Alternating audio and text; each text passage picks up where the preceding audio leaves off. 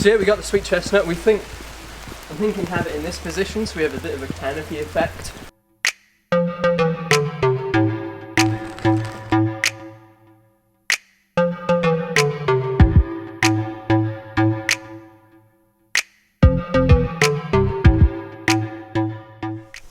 Alright people, we are pretty much done here.